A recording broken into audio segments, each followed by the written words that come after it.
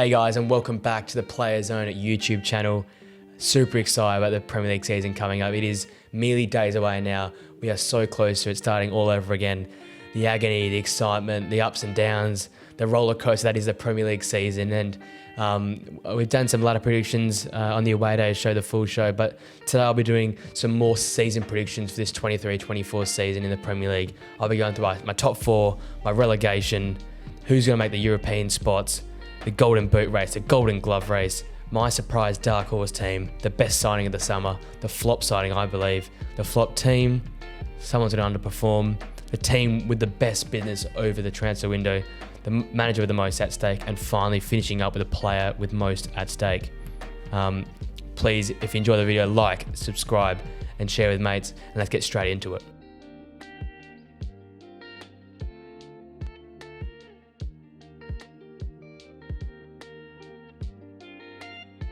We'll get into straight away here with the relegation battle. I don't know how many of you who have seen this video have seen the away day show. It's a long episode, so fair enough for not watching all the way through or not watching it. But I'll go the same with three that I went there. For me, bottom place is Sheffield, losing in Dyer, who did very, very well for them up front last season. There goes your goal threat. There seems to be no sort of action to sort of push the team forward, improve the team. Like some of the other teams in the Premier League, they're just not got that standard to keep up with the rest of the league. As such, for me, they finished 20th. In 19th, unfortunately, is Luton. How much do they accommodate to the Premier League? I heard on the Ben Foster's show that the pitch was always a bit ugly, a bit lower tier, sort of League 2, National League standards, so that could be used to an advantage. But if the Premier League comes in, I guess, makes it a regulation sort of pitch, a flatter pitch, if they're renovating the stadium, there hasn't had that feeling of being on top of each other. I take that away from Luton. They're not going to be as strong. I think they were heavily relying on getting some big results at home, because I feel like going away, Luton won't have much to compete with the likes of the Arsenals, the Manchester United, the Manchester Cities, even the teams like Fulham, Brentford away, which will be hard for them. Their quality and their standard isn't quite at that Premier League level as of yet. The huge congratulations how quickly they've gotten up into the Premier League, but I think they're just not ready at this current point in time. As such, they're sitting 19th. And then for 18th for me, just released today that Lopetegui has been asked to step away from the club. And that for me is just a slam dunk now. Wolves, no business so far in this summer, no serious business. Matheus Cunha's come on a transfer fee of 50 million euros plus. But that's the only real signing they've made. And he was there last season on loan. That doesn't shift the goalpost for me. That they are a team who is struggling. Their depth isn't there. Their quality isn't there. You lose Neves, Moutinho as well. Jose Sarr really struggled last season. If he can find some form, that might help him. But if he continues that poor form like last season, I feel like Wolves have got nowhere to go. Losing Jimenez, despite him not being positive on the goal sheet last season, the option for goals are gone. Diego Costa leaves as well. There's no real striker up front who demands that authority. Fabio Silva, a big season on him if he can prove that he's still got it. But I think for me, their quality is not there. It's not the Premier League standard. They're not got any real firepower or sharp edge at the top end of the pitch. And even the likes of losing Nathan Collins as well, that defensive structure, the defensive stability there is gone as well. You lose your best midfielder, your best centre-back, and then a striking option in Jimenez. It's not going to look like a good season for them. And you lose one of the best managers in Europe, I believe, in Lopetegui. A Wolves season not looking good for me, and as such, they're 18th.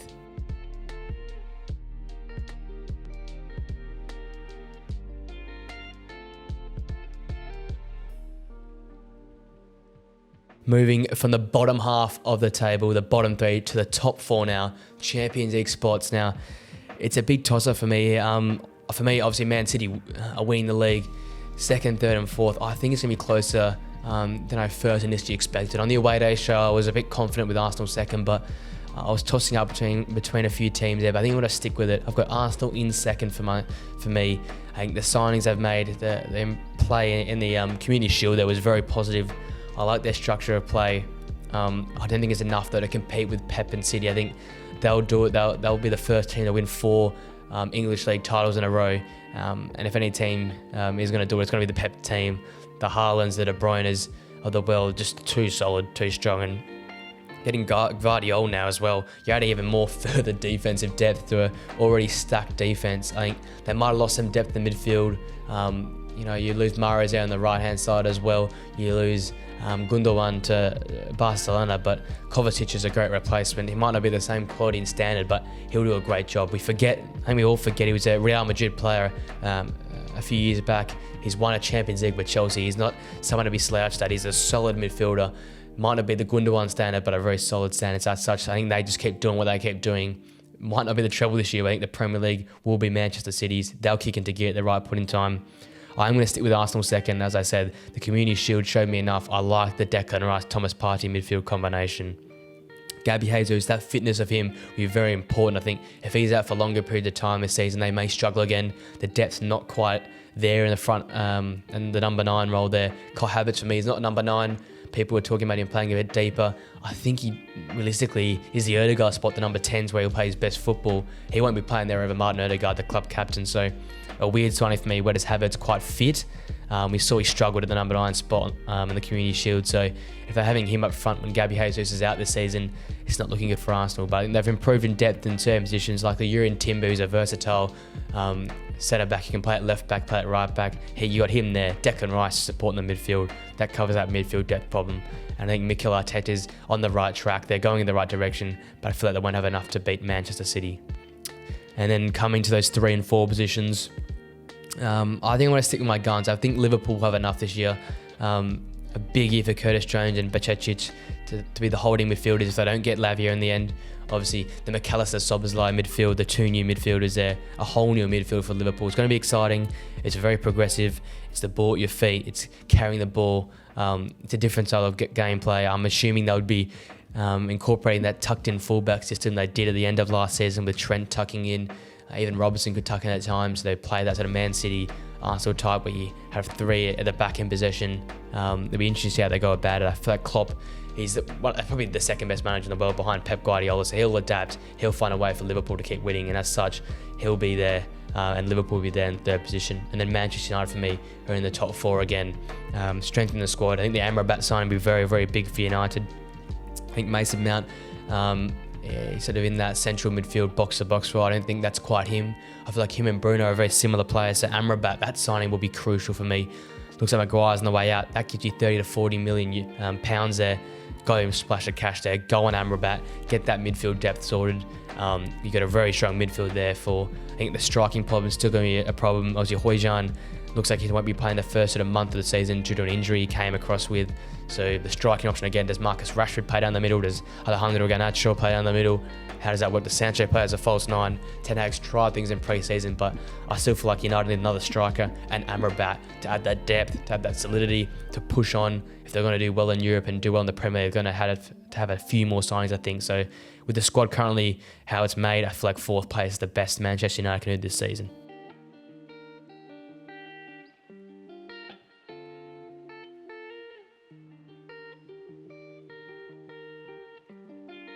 And looking at the other European positions, the Europa League in 5th and 6th, and then obviously the Europa Conference League in 7th place. I'm going to stick with my guns like I did in the away day show there. My 5th place is going to be Chelsea. A revolution under Pochettino looks starting very, very solid. Like the Nicholas Jackson dominating pre-season. Hopefully the fitness of Reece James to keep Chelsea's defence very solid. The effects of Levi Colwill, partnering Thiago Silva with that pacey centre-back and their experience there as well there. And Thiago Silva is one of the best centre-backs in the league that we've got. And then you've got a new signing, Robert Sanchez in goal. Great with his feet, decent shot stopper. A surprise I didn't go for Ryan in the end, but it just speaks that was the Poch signing he wanted. He wanted Sanchez. And then you look at midfield, Enzo Fernandez, I think, is in for a big season. Christopher Nkunku had a great start in pre-season. Unfortunately, with his injury, I was questioning about dropping them a bit further down because he'll be missing the first month or so of the season. He was so vital to Jackson's play and the front 3 of Chelsea, but I feel like when he comes back, he'll hit the ground running and Chelsea will be fine. But I like the new signings Chelsea have gone with, younger talent, more exciting talent. I think I've read around a lot. It feels like people are fighting for the badge again. It's a funny old saying, but I think for Chelsea it actually matters. A lot of players and a lot of big money last season. That sort of debt was being pushed out. The likes of Koulibaly, Edouard Mendy, players that didn't really have that connection to the football club have been shipped away. The older talent like Kante and Azpilicueta has been moved on, and you've got young, exciting talent now to push Chelsea forward. I think under Poch, he can get the best out of young players, and as such, I got them 5th. In 6th, Newcastle. I feel like European football might just impact how well they go next season. But the talent's there. The Sandro Tonali signing's massive. I think he'll hit the ground running with Newcastle. He'll be very solid to partner Joe Linton and Bruno Guimaraes. I've talked about in previous episodes of the channel and videos on this channel about Elliot Anderson. He's a great ball-carrying, dynamic central midfielder. He'll be huge for them this season. And obviously, Alexander Isaacson will be leading the line, I feel like, this year. Him and Callum Wilson will be bagging some serious goals. They won't have enough to push into the Champions League spots again next year, but another season where Newcastle can just keep their feet on the ground. I think it'll be interesting to see how they go with Eddie Howe. Does Eddie Howe stay next year after this season or not? It'll be interesting to see how that works out, but I think they'll have enough this season for 6th. And then that leaves, I think Aston Villa will be finishing 7th this year. They've added great depth to the squad. I love what Unai Emery's built there. Another solid season for them. The likes of Diaby joining Pau Torres, joining Yuri Tielemans. You've kept your talent there. You've got depth all over the field. Ollie Watkins, a lot's going to be reliant on him scoring the goals, but I feel like their talent's there. They have an easy run in the Conference League. I feel like they can win the Conference League. They can push for another domestic cup. And I feel like they'll be nice and solid there in 7th position.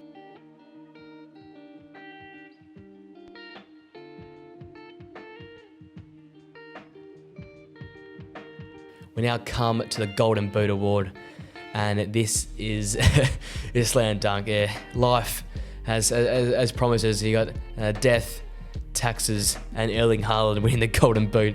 I feel like he'll run away with this season. Despite there not being probably as much depth in the front half of City, he'll be supplied by the likes of Foden, Bernardo Silva, Grealish, De Bruyne. He'll get the chances, and he doesn't miss many. So as such, I think Erling Haaland just wins the Golden Boot. I think the more exciting topic is who's going to come second, and I feel like the runner-up this year will be Mo Salah. Liverpool's new style of gameplay looks like there'll be more time possession in the forward half of the ground. There'll be more chance for the likes of Nunez, Salah, and Diaz, and I feel like Salah, he's so prolific. He'll be scoring 20 plus goals this season. I think Liverpool are going to be a high scoring team, and as such, he'll be second place and pushing Haaland very, very closely. I think Haaland will have about 30 odd goals this season. I think Salah won't be too far behind him, but obviously for me, Erling Haaland wins the Golden Boot.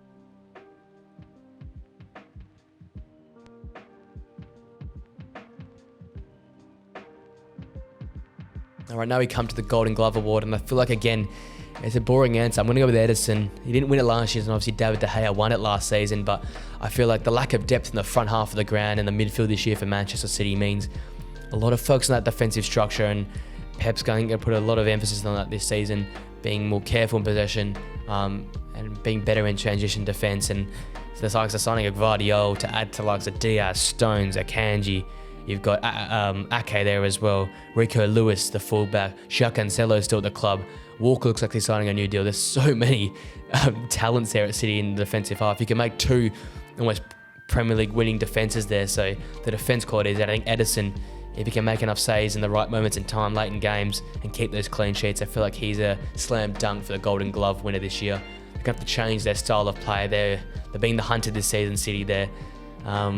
If anything, slightly undermanned compared to last season. It's probably not the strong team they had last season, but that defence is arguably stronger than they had last season. I feel like the defence with the backbone this year for them, that will win them the championship. So as such, I feel like it'll be Ederson that will win the Golden Glove this year.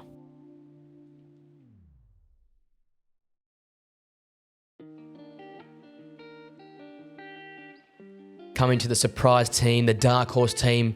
It feels weird me saying this, but I'm going to go with Brentford. So a solid season last year, but a lot of people are writing them off this season. Obviously missing Tony until around Christmas.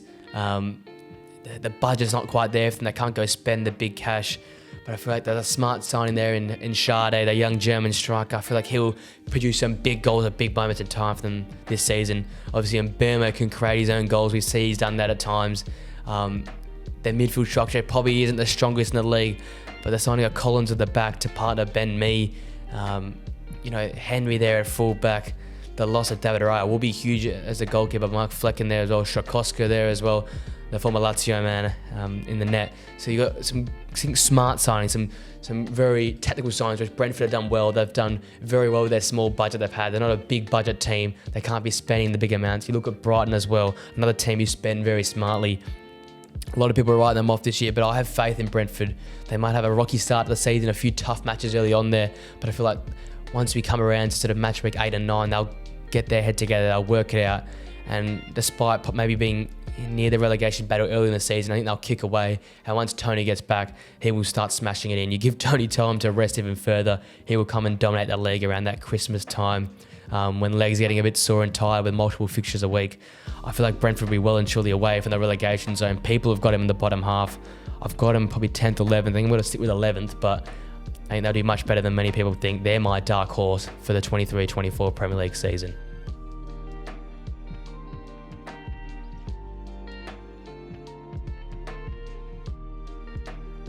We now come to the flop team this season, and I really didn't want to say this after the highs and the excitement of the end of last season with West Ham, but for me it has to be West Ham. After winning a major European trophy, you can mock the Conference League as much as you want, but the Conference League is still a major European trophy. Of the highs of winning that Bowen winner, they have gone and done nothing this summer. Obviously selling their generational talent in my eyes in Declan Rice, someone who held that team together, put the bandage over West Ham last season, and it was band-aided over because they were in a relegation battle last season. Let's be honest, they were struggling for major points this season. The back half of the season, David Moyes' experience and the likes of Paqueta coming into form turned it around for them, but this is a big season for them, and the lack of business so far is alarming. The link with Alvarez there from and the Eredivisie there, you've got Maguire probably joining for around £40 million. Those two are not enough to transform this West Ham team. If those two come in, that's the bare minimum for me for West Ham. They've got quality there on the pitch, but can they find at the right points in time? I feel like they won't this year. They're not going to be relegated, but I think they'll be around that relegation battle for major points this season, and I think West Ham fans do not want that to happen, and a lot of pressure on David Moyes to perform. I think a lot of harsh pressure on him because he's not being given the resources he wants. There seems to be a bit of a disconnect there between the higher ups in the club and David Moyes. He wants to sign in England, English talents, but I think the upstairs want away from English talent, a more European talent. Obviously, a lot going on with the owner of the club as well. It's a rough time to be a West Ham fan right now.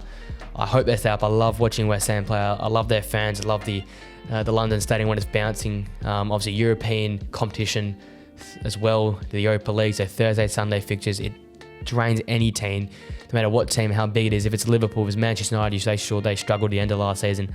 It's tough balancing European football Thursday, Sunday, so they're going to struggle there as well. And as such for me, I'm thinking they're just going to scrape out their relegation battle, maybe a 17th or 16th finish, and for me that's a flop for West Ham this season.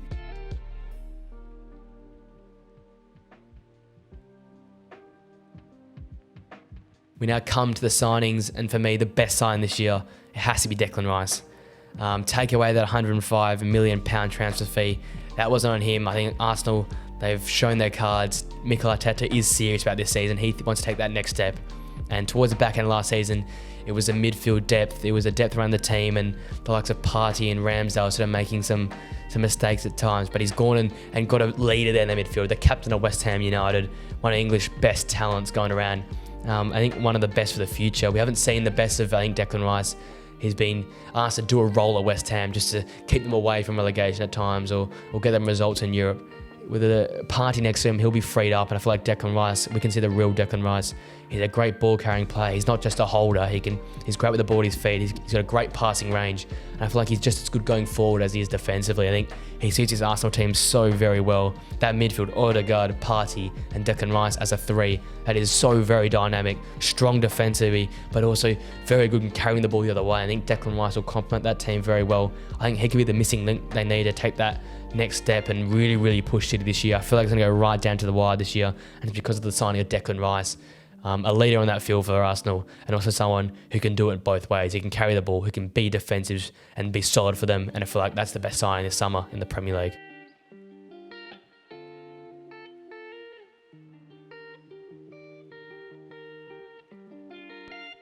Now I'm going to predict the flop signing for the summer, and I don't want to say it because I'm a Man United fan, but I feel like Mason Mount is going to be the flop signing of the season.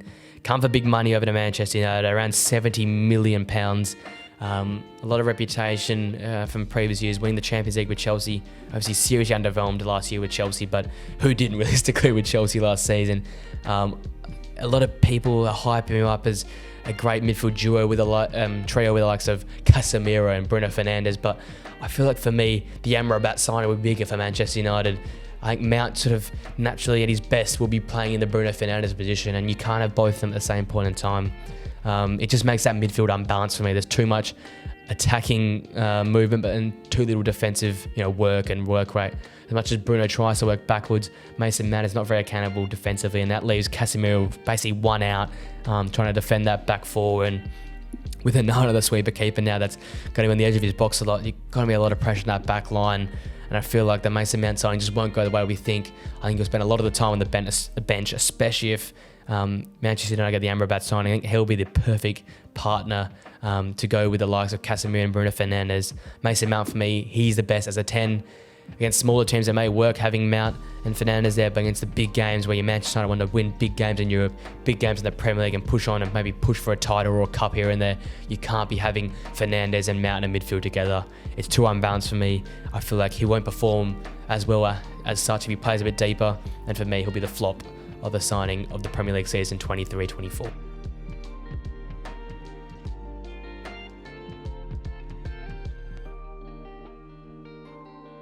Now we'll be talking about the manager most at stake, and for me, it could be David Moyes, but I think for me, it's got to have to be Ange Postecoglou. I think the fans are coming to like him a bit more there at Tottenham, but you know what's going to happen in the media. He's an Australian manager that's come from a two-team league there with Celtic and Rangers over there in Scotland, and if things don't go right early, I think a lot of pressure could fall on Ange, especially from the media, and the fans could turn on him, I think, very quickly. The whole Australian, stereotype about us not knowing much about football and the fact that he hasn't really accomplished much in his young managerial career could come back and hurt him. I think the current point in time, the fans are backing him. They like the way he's approaching interviews, how he's approached the whole Harry Kane situation, how he plays his football. But a lot of people will be questioning if his style, his attacking style, his all-out attack sort of style of football, can it hold up in the Premier League? I think you've got the signing of Van der Ven already. If he can get taps over, that's going to be big for Tottenham. But I think right now the defence is not set up to play that forward-to-back style of football, to play on the attack more often than not, and it could come back to hurt him. And I think if he doesn't get around 3 or 4 wins out of the first 5 games, obviously with some bottom half teams will be playing and Manchester United, and doesn't come into that North London derby in match week 6 with a bit of good form, it could be a lot of pressure on Postecoglou, because he could get smacked around a bit by Arsenal there in match week 6, and he could be losing his job first in the Premier League. As such, I think he's the manager with most at stake this season.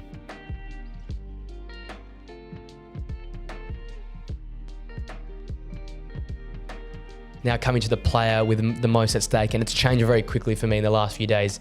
We're hearing about David Raya now moving to Arsenal. That's going to create competition with Aaron Ramsdale, and it seems that a lot of people are thinking that Ramsdale's going to be replaced.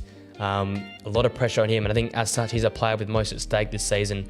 I don't think it was a mistake, but he was, the one sort of at fault at the late end of last season in that final push for Arsenal. Mikel Arteta's made a statement, obviously, we're getting Declan Rice, Jurrien Timber, Kai Havertz, and now also linked with Raya. They're taking that next step. They want to try and beat the likes of Man City with 2 great keepers, and David Raya, I think, is arguably a better shot stopper and definitely better with his feet for me. He's an all-round package. I think the second best keeper in the Premier League at the current point in time, and he could be there competing with Ramsdale, and I think eventually kicking him out of that position as the number 1 keeper at Arsenal. And as such, at the start of this season especially, there's a lot of pressure on Ramsdale to make things right. If you have a keeper like Raya over his shoulder, he won't be messing around trying to make friends there. He'll be trying to push in and get that number 1 stop and spot at Arsenal and keep it. Because I think once he's in that spot, similar to the way Robert Sanchez will be with Kepa at Chelsea, I feel like Raya won't be letting that spot up. He's a keeper that stood out for me last year as one of the best in the league, did great work for Brentford, a great shot stopper, and in the modern game, probably arguably one of the best in the league with his feet. So as such, for me, the keeper with most at stake has got to be Ramsdale. He's got to get it right from the start. Otherwise, I think Raya will be over his shoulder there and taking that number 1 spot there at Arsenal.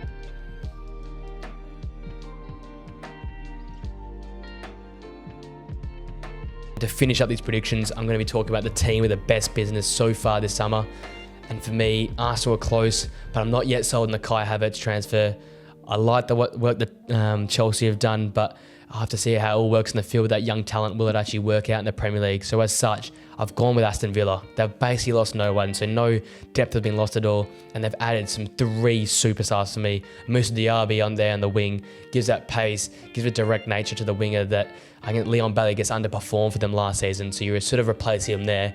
You've got a midfielder in Yuri Tillemans who, despite being, I guess, not very accountable defensively, he'll be working the Unai system. A great box-to-box midfielder for me. He's done it in the Premier League before with Leicester, stood out a few years ago and was linked to the likes of Arsenal or Manchester United, so a high-quality central midfielder. And then you had Pau Torres, someone Unai Emery has worked with in the past, someone Unai Emery knows who plays well. He's a ball-playing centre-back. I think partnering up with the likes of Konza, or for me, got to be Diego Carlos, is a perfect centre-back pairing and one of the strongest in the Premier League. So they've made great signings. They've lost no talent at all. The depth's there. The Douglas Luiz of the world, the Ollie Watkins of the world are still there. You've still got a World Cup winning keeper and Emi Martinez in there. This team is super strong. I think their business so far in this summer has been the best in the Premier League. They look like one of the stronger teams competing there for European spots, and as such, for me, they're the team with the best business in the Premier League in this summer.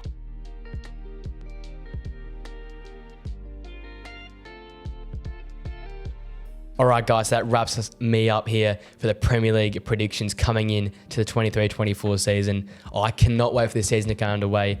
I hope some of my predictions land well, especially the latter predictions. It's very hard to tell this season. I think they're the top 10 almost at times, especially I guess a top 8 that's really competing for European spots. The bottom's going to be congested. We've got a few big teams, Everton's, West Ham's, Wolves. They're going to be near the bottom, I think, for me. Even Crystal Palace of the world could be dragged down in there. A few promoted teams that are looking to express themselves, like a Burnley and Luton, Sheffield, are going to be battling an uphill battle throughout the season. But I'm excited to see how it all goes. I'm excited to see how, at the end of the season, how well these predictions have come. They could be totally wrong, and we could be maiming myself at the end of the season, but that's all to be seen. I cannot wait for Match Week 1 to come. I cannot wait for this Premier League season to get underway. A big season in store, I feel like. Maybe the best yet. We say this every year, but it keeps lifting the Premier League, and I cannot wait to watch it. If you guys enjoy the video, please like it. Share the channel with your friends, share this video with your mates, subscribe to the channel, that'll be much appreciated. Turn that notification bell on as well.